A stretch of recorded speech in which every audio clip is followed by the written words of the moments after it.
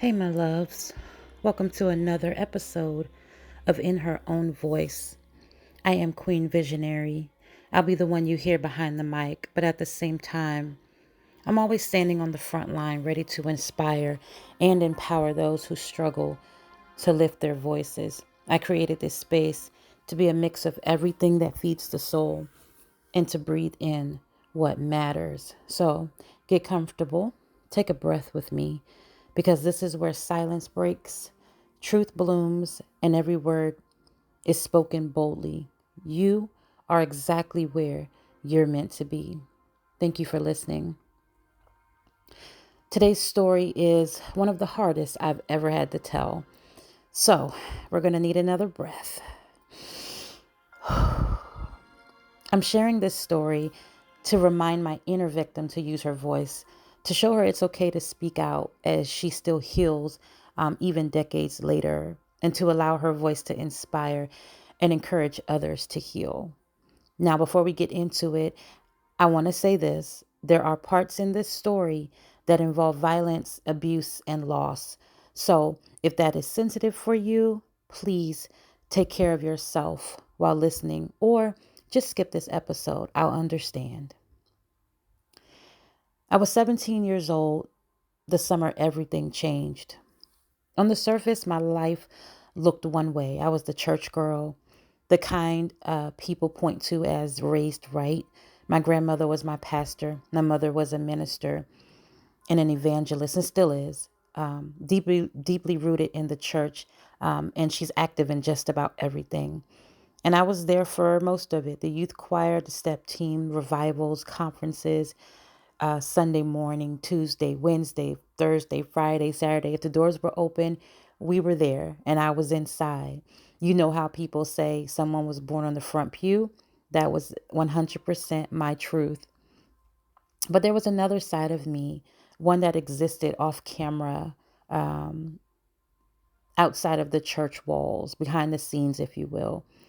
That version of me was curious, bold, a little rebellious, and living a life nobody in my church or family circle could have ever imagined. That's where Marcus came in.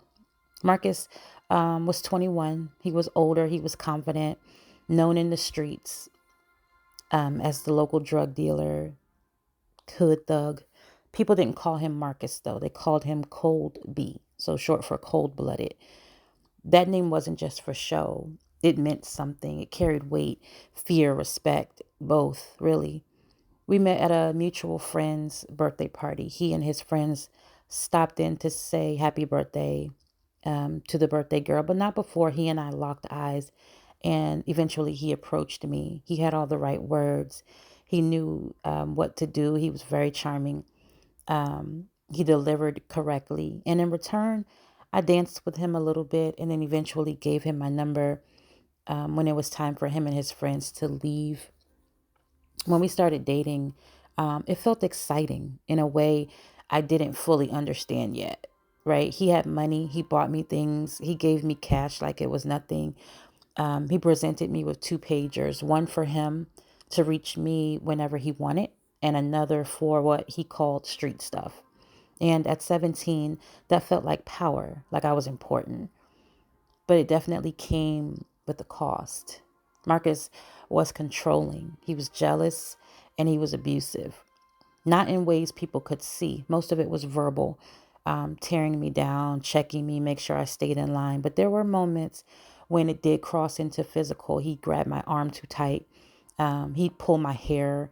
He grabbed my waist too aggressively. Small things to outsiders, maybe, but to me, they were warnings, reminder, him reminding me of who he was and what he expected.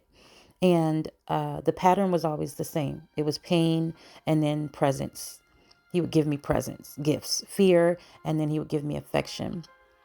I learned quickly not to disrespect him, not to push too far, because his reputation wasn't just talk. It was something people believed in, and I believed it too.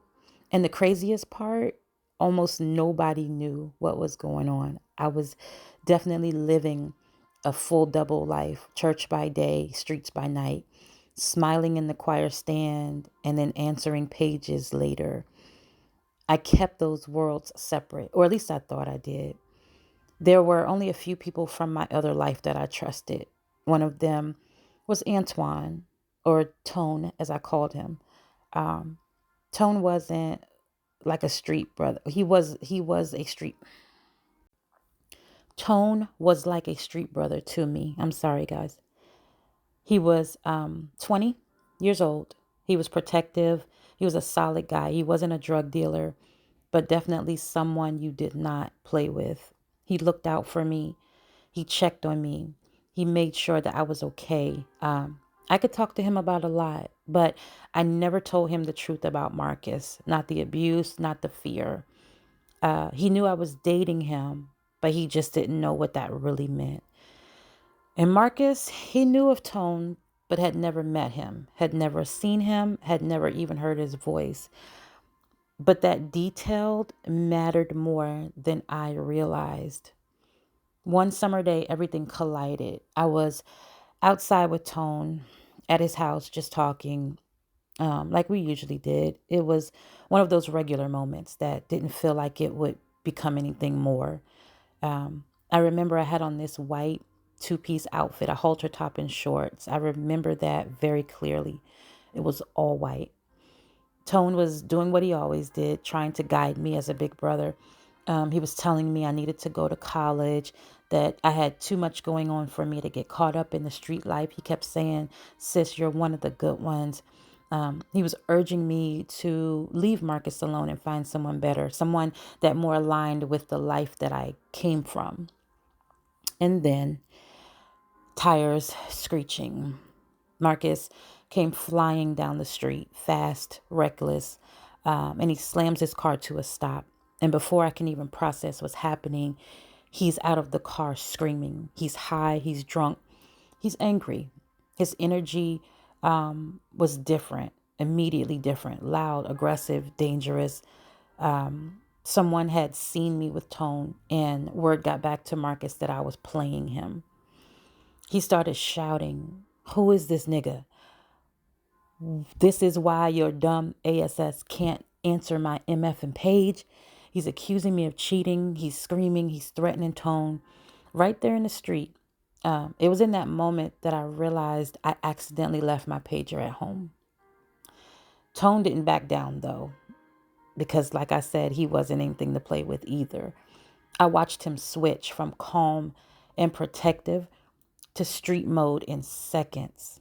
Now they're arguing back and forth, standing just 4 or 5 feet apart, and I'm in the middle, witnessing a street tennis match between them, trying to stop it.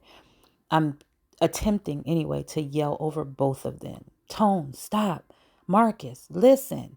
I'm trying to explain, trying to tell Marcus who Tone is, but neither of them is hearing me. It's like my voice didn't exist. And then it happened. Before I could even react, Marcus pulled out a gun and he shot Tone point blank. Everything after that slowed down in a way that didn't feel real. It was like my body had separated from my soul in that moment. Like I left my body. I remember looking down and seeing Tone gone instantly. His body on the ground, his life just gone. I saw the concrete.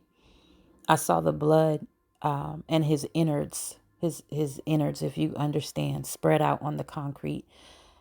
Then I looked down at myself, my white outfit, no longer white. It was covered in red. I didn't scream. I didn't cry. I just moved robotically. Slowly, I bent down, lifted Tone's head and placed it in my lap. And in the calmest voice I didn't even know I had, I spoke to Marcus. "This is my brother, Tone." He looked at me very confused. And then he says, "What?" And I repeated it. "This is my brother, Tone. This is my brother. I was trying to tell you. You wouldn't listen. This is Tone." And I watched his face change. The anger drained out. it was replaced with shock, realization, and possibly even regret for a moment. And then he cursed a few times, and then he ran, got back in his car. He sped off, leaving me there in the street, holding my brother in my lap, rocking him. Still silent. But by then, the neighborhood had erupted, basically. People knew us, they knew Tone. There was screaming, there was crying, there was chaos all around me. People calling my name, yelling to each other to call the police. But I stayed silent in that moment, like everything else was happening far away. After that, things blur.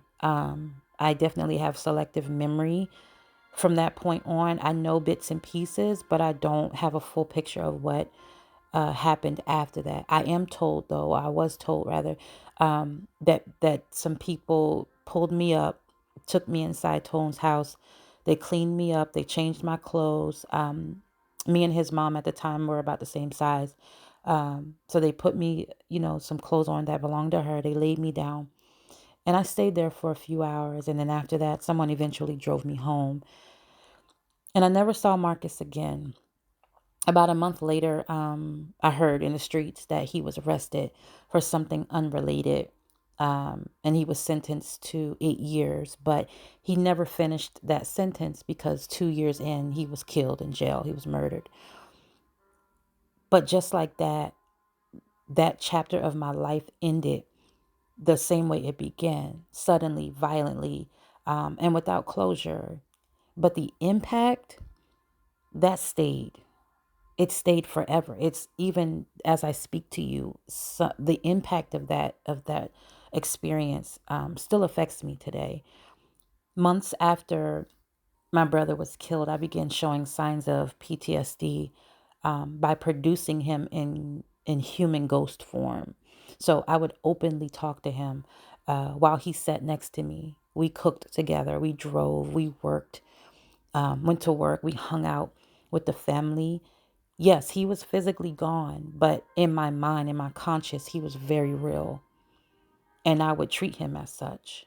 Um, Therapy finally helped me deal with my traumas, or most of them anyway. But that day changed my life forever. I lost someone I loved so, so deeply. And I learned the hard way that the life you entertain can become the life that completely breaks you.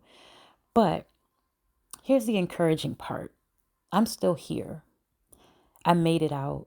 I have so many scars from my childhood, from my early adulthood, yes, but my story did not end in that moment.